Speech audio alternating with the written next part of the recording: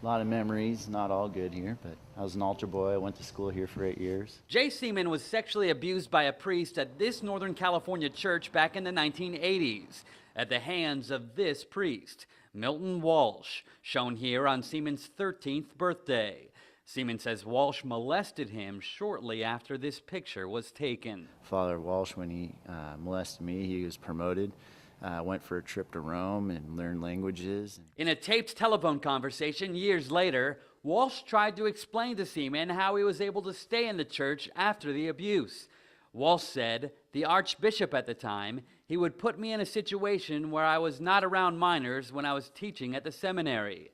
I feel that I was not representing a risk to anyone else. It never stunted his career at all, which was very frustrating. We were told that he was going to be not with families anymore, so nobody else would get hurt.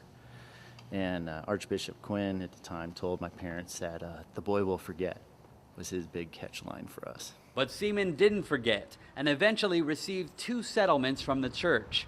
Cardinal John Quinn, then Archbishop of San Francisco, had Walsh go to therapy but did not remove him from the church.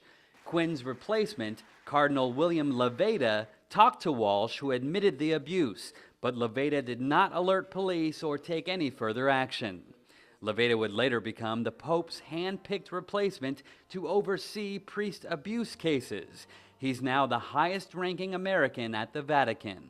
This is Milton Walsh, and this is my sister. This is his dog, and he used to come into our home frequently and drink. Looking at old slides from his childhood, Seaman says he's moved on from the abuse, even though he believes those responsible were never properly punished. It was a terrible thing that happened to me, but I've made the decision to let go of that.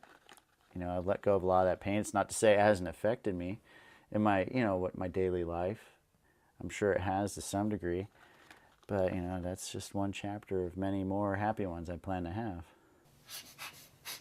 Still, he says it's wrong that those who allowed his abuser to remain in the church now hold positions of power. Haven Daily, The Associated Press, Novato, California.